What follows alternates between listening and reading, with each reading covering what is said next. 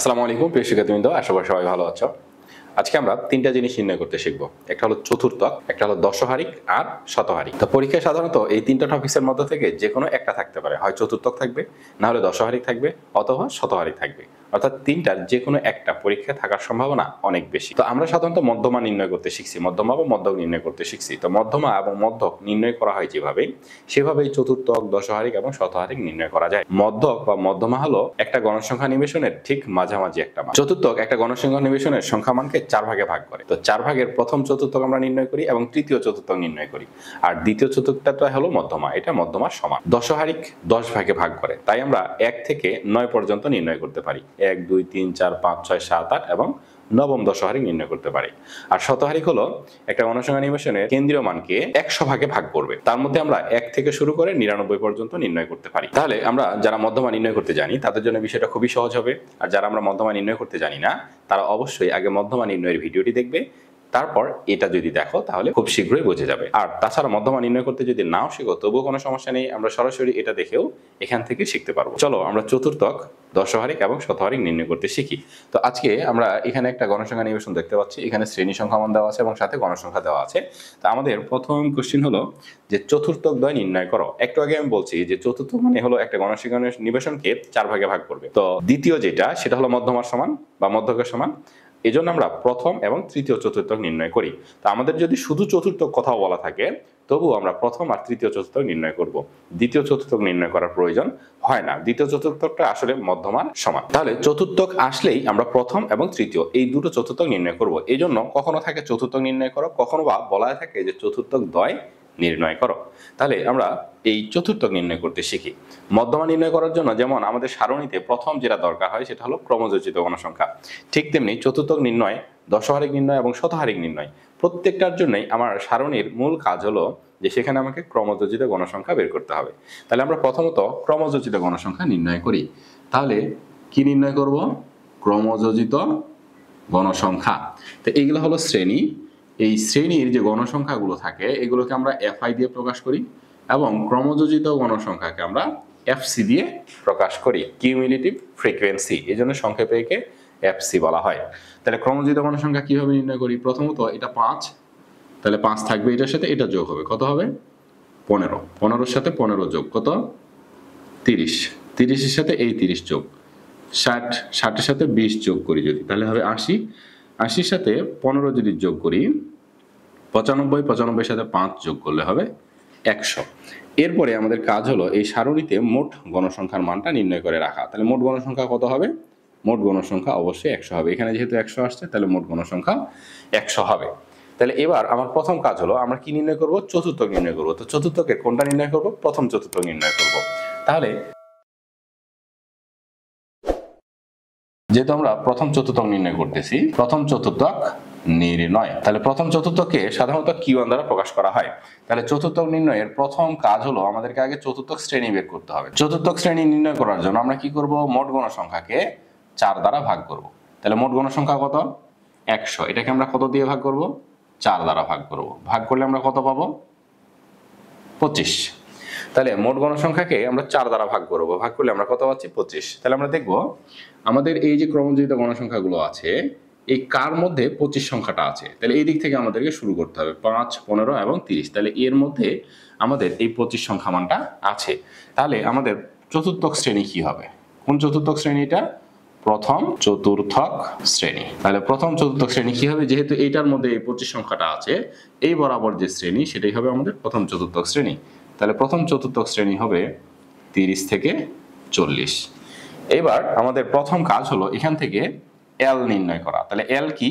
এই যে চতুর্থক শ্রেণী আমরা পেলাম, এই শ্রেণীটার নিম্ন সীমা, এটাকে বলা হয় নিম্ন সীমা, এটাকে বলে ঊর্ধ্ব সীমা। তাহলে এই শ্রেণীর নিম্ন সীমা হলো 30। এরপরে আমাদেরকে নির্ণয় করতে হবে চতুর্থক শ্রেণীর গণসংখ্যা। তাহলে যেহেতু প্রথম চতুর্থক, এই জন্য এটা এই চতুর্থক শ্রেণী বরাবর যে গণসংখ্যাটা থাকবে এটাই হবে চতুর্থক শ্রেণীর গণসংখ্যা, অর্থাৎ FQ1 কত? 15। এরপরের কাজ হলো আমাদের এফসি। তো এফসি কি? যেই চতুর্থক শ্রেণীটা পেয়েছি তার পূর্বের শ্রেণীর ক্রমযোজিত গণসংখ্যা, অর্থাৎ এই যে এইটা হবে আমার এফসি। তো এখানে দুটোই 15 আসছে, কাকতালীয়ভাবে মিলে গেছে, তো এটা অবশ্যই ভিন্ন সংখ্যা হবে, এটা মনে রাখতে হবে। তাহলে এটা হলো আমাদের এফসি আর এটা হবে এফ কিউ ওয়ান। এরপরে সর্বশেষ কাজ হলো সি এর মান নির্ণয় করা। সি কি? এই যে চতুর্থক শ্রেণী পেয়েছি এটার শ্রেণী ব্যবধান। তাহলে শ্রেণী ব্যবধান কত? শ্রেণী ব্যবধান হলো 10। তাহলে অতএব চতুর্থককে প্রকাশ করা হয় কিউ দ্বারা। যেহেতু প্রথম চতুর্থক তাই আমরা প্রকাশ করব কিউ ওয়ান। চতুর্থক এর ইংরেজি হলো কোয়ার্টাইল, এই জন্য আমরা এটাকে কিউ দ্বারা প্রকাশ করি। তাহলে এই যে চতুর্থক নির্ণয়ের সূত্র কি হবে? L plus N by 4 minus F C divided by F Q one into C. এটাই হলো চতুর্থক নির্ণয়ের সূত্র, অর্থাৎ ঠিক মধ্যমার মতো।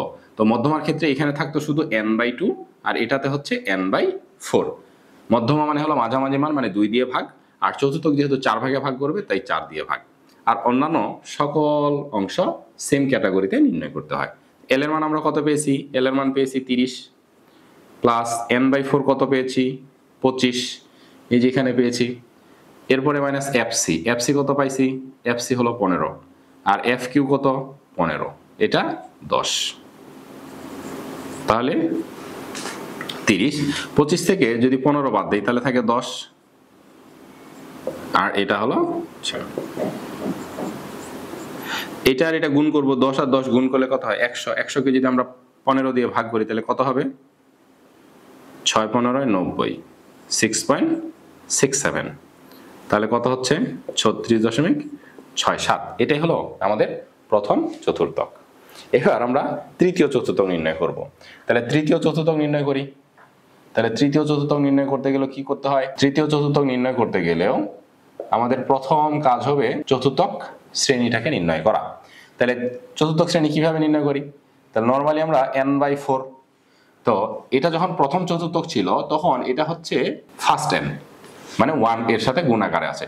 এটা যেহেতু তৃতীয় চতুর্থক নির্ণয় করতেছি তাহলে এটার ক্ষেত্রে হবে 3n বাই 4। 3n বাই 4 যততম চতুর্থক নির্ণয় করব তত। তাহলে 3 ইন্টু 100 ডিভাইডেড বাই 4 কত আসবে? 75। তাহলে এই যে 75 সংখ্যাটা পাইলাম, এই সংখ্যাটা আমাদের দেখতে হবে এই যে ক্রমযোজিত গণসংখ্যাগুলো কার মধ্যে আছে। তাহলে 5 15 30 60 75, এই যে এইটার মধ্যে আছে, 80-এর মধ্যে আছে।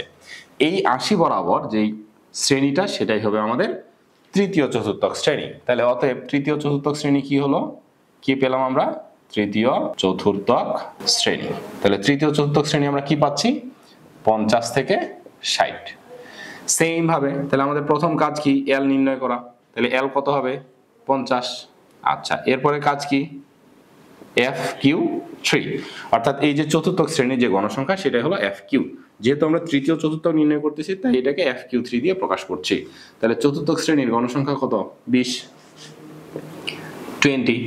এরপরের কাজ হলো এফসি। তো এফসিটা কি? যেই শ্রেণীটি পেলাম সেই শ্রেণীর পূর্বের শ্রেণীর ক্রমযোজিত গণসংখ্যা। তাহলে এটা হলো চতুর্থক শ্রেণী, তৃতীয় চতুর্থ শ্রেণী, তার পূর্বের শ্রেণী হলো এটা, এই বরাবর ক্রমযোজিত গণসংখ্যা এইটা, অর্থাৎ কত? 60। এফসি হলো 60 আর সি কত? সি 10। তাহলে এবার আমরা তৃতীয় চতুর্থক নির্ণয় করতেছি, তাহলে এটাকে কি দিয়ে প্রকাশ করব? কিউ 3। তাহলে কিউ 3 সমান সমান কি? Formula same, L plus n by 4 না হয়ে কি হবে? 3n by 4 minus fc divided by fq3 into c। সংখ্যা মান বসাই দিই। 50, 3n বাই 4 কত পেয়েছি? 75, এটা কত?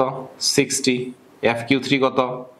fq3 পেয়েছি আমরা 20 ইন্টু, তাহলে 50, 75 থেকে যদি 60 আমরা বাদ দিই তাহলে কত পাবো? 15। এটার সাথে এটাকে কাটাকাটি করতে পারি 2, তাহলে কত থাকে? 2। তাহলে 50, 15কে যদি 2 দিয়ে ভাগ করি তাহলে কত হয়? 7.5, তাহলে 57.5। এটা হলো আমাদের তৃতীয় চতুর্থক। তাহলে এটা হলো প্রথম চতুর্থক আর এটা হলো তৃতীয় চতুর্থক। তাহলে চতুর্থক নির্ণয়ে ক্যাটাগরি হলো ঠিক মধ্যমার মতো। প্রথম কাজ হবে আমাদের চতুর্থক শ্রেণী নির্ণয় করা। চতুর্থক শ্রেণী যদি পেয়ে যাই তাহলে আদার সংখ্যা মানগুলো আমরা পেয়ে যাব, সূত্র প্রয়োগ করব আর মান নির্ণয় করব। তাহলে চতুর্থক নির্ণয়ের জন্য আমাদের মনে রাখতে হবে যখন আমরা প্রথম চতুর্থক নির্ণয় করব তখন শুধু n বাই 4 হবে, আর যখন আমরা তৃতীয় চতুর্থক নির্ণয় করব তখন 3n বাই 4 হবে। তো অনেক সময় আমাদেরকে বলে চতুর্থক ব্যবধান, চতুর্থক ব্যবধান, তো এটাকে বলা হয় কোয়ার্টাইল ডেভিয়েশন। তাহলে কিউডি কি হবে? যে কিউ3 মাইনাস কিউ1। তো কিউ3 এর মান কত পেয়েছি? 57.5 আর কিউ1 কত পেয়েছি? 36.67 এই দুটো আমরা বিয়োগ করব।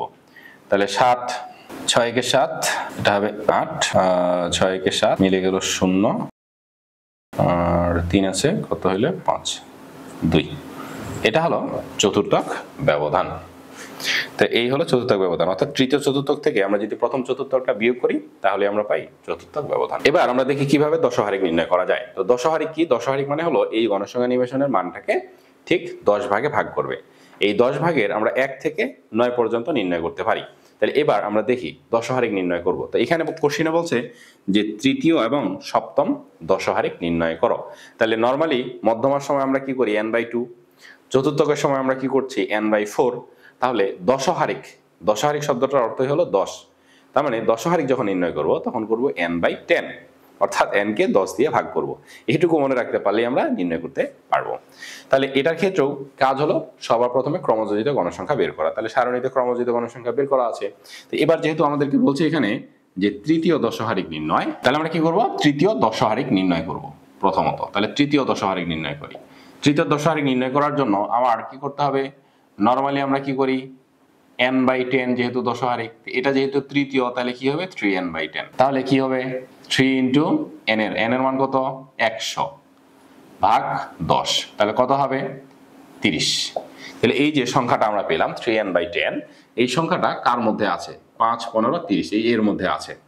তাহলে 30 আমরা বরাবর পেয়ে যাচ্ছি। তাহলে এই যে 30 বরাবর যে শ্রেণী, এই শ্রেণীটাই হবে আমাদের তৃতীয় দশহারিক শ্রেণী। তাহলে অতএব কি লিখবো? তৃতীয় দশহারিক শ্রেণী। তৃতীয় দশহারিক শ্রেণী কত? 30 থেকে 40। তাহলে এখানে আমাদের যে সংখ্যা মানগুলো দরকার l, তাহলে l কত? 30। এরপরে কাজ হলো আমাদের দশহারিক শ্রেণীর গণসংখ্যা নির্ণয় করা। তাহলে দশহারিক ডেসাইল FD কততম? FD3। তাহলে দশহারিক শ্রেণীর গণসংখ্যা কত? 15। এরপরে আমাদের কাজ হলো FC ক্রমযোজিত গণসংখ্যা। তাহলে দশহারিক শ্রেণীর পূর্বের শ্রেণীর ক্রমযোজিত গণসংখ্যা হলো 15 আর C হলো আমাদের 10। তাহলে এবার আমরা কি নির্ণয় করতেছি? দশহারিক নির্ণয় করতেছি কততম? 3তম। তাহলে লিখবো D3। তাহলে বের করার ফর্মুলা কি? L plus 3n/10 minus FC divided by FD3 into C। এই সূত্র লিখে দিলাম। এখন কাজ হলো মান বসানোর। এটার মান হলো 30। 3n/10 কত পেয়েছি? 3n/10 পেয়েছি কত? 30 বিয়োগ 15 আর গণসংখ্যা 15, এটা হলো 10। তাহলে 30 যোগ 30 থেকে যদি 15 বাদ দিই কত হয়? 15 ভাগ 15 গুণন কত? 10। এটা কেটে যায়, তাহলে 30 আর 10 থাকে, তাহলে 30 আর 10 যোগ করলে হয় 40।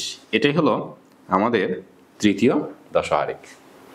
এবার আমরা কি বলছে? সপ্তম দশহারিক নির্ণয় করব। তাহলে সপ্তম দশহারিক নির্ণয় করব। সপ্তম দশহারিক নির্ণয় করার জন্য কি কাজ কি? তাহলে আমরা লিখি সপ্তম দশহারিক নির্ণয়। তাহলে এর জন্য আমরা কি করব? 7n/10 করব। তাহলে 7 ইন্টু 100 ডিভাইডেড বাই 10, তাহলে কত হবে? 70। তাহলে আমরা দেখি ক্রমযোজিত গণসংখ্যা কার মধ্যে আছে? 5 15 30 60 80 এর মধ্যে আছে। তো এটার মধ্যে হলো এই যে 70 সংখ্যাটা অবস্থান করছে। তাহলে অতএব কি লিখবো আমরা? সপ্তম দশহারিক শ্রেণী। তাহলে সপ্তম দশহারিক শ্রেণী আমরা কি পাচ্ছি? সপ্তম দশহারিক শ্রেণী পাচ্ছি আমরা 50 থেকে 60। তাহলে একইভাবে L কত? L হলো 50। তাহলে এবার আমরা ফ্রিকোয়েন্সি নির্ণয় করব কত? সপ্তম দশহারিক শ্রেণীর। তাহলে এই যে এটা আমরা পেলাম সপ্তম দশহারিক শ্রেণী, তাহলে এর গণসংখ্যা কত? 20। তাহলে এই FD7 হবে আমার 20। আর FC কত? FC হলো এই যে দশহারিক যে শ্রেণীটা পেলাম তার পূর্বের শ্রেণী ক্রমযোজিত গণসংখ্যা কত? 60। তাহলে FC হবে 60 আর C হলো 10। তাহলে আমরা নির্ণয় করতেছি দশহারিক কত? 7তম। তাহলে D7। তাহলে ফর্মুলা কি? L plus 7n/10 minus FC divided by কি? FD7 into C। তাহলে এখন মান বসাই। এটার মান কত? 50 আর এটা কত পেয়েছি? 70। এটা কত পেয়েছি? 60 আর FD7 কত পেয়েছি? 20 গুণন কত? 10। তাহলে 50 যোগ 70 থেকে যদি 60 বাদ দেয় তাহলে কত থাকে? 10। এটার সাথে এটা কাটাকাটি করতে পারি, তাহলে থাকে কত 2, এই 2 দিয়ে 10কে কাটাকাটি করতে পারি, থাকে কত 5, তাহলে 50 আর 5 যদি যোগ করি তাহলে হয় 55।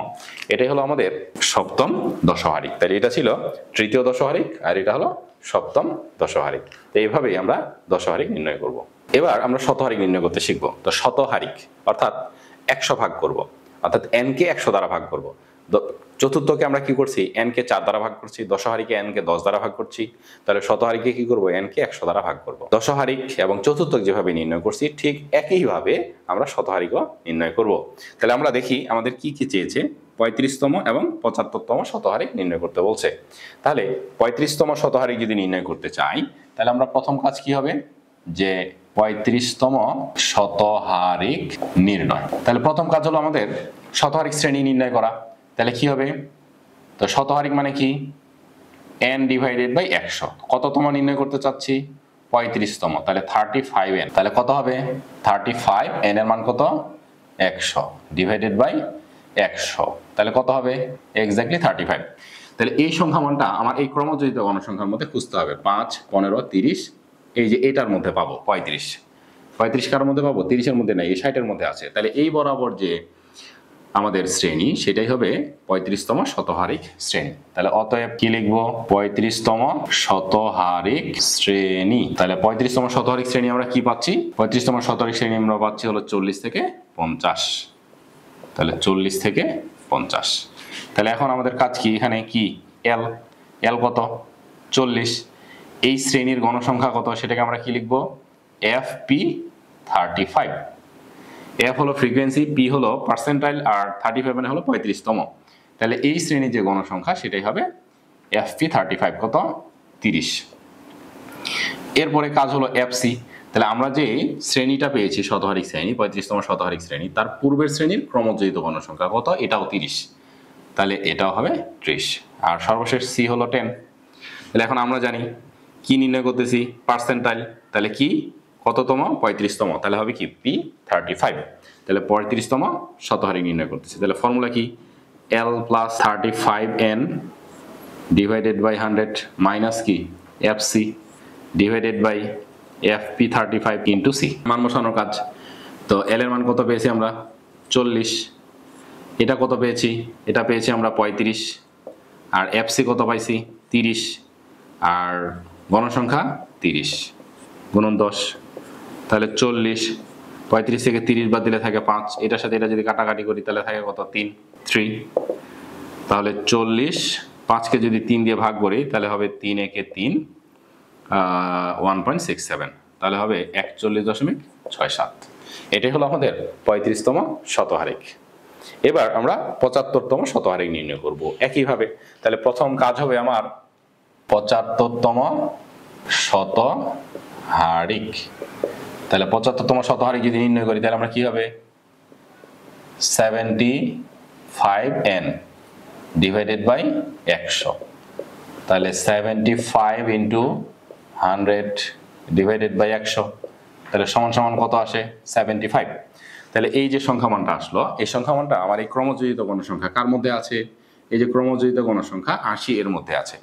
তাহলে আমার এই যে 75তম শতহারিক শ্রেণী কত হবে, 75তম শতহারিক শ্রেণী কত হবে 50 থেকে 60।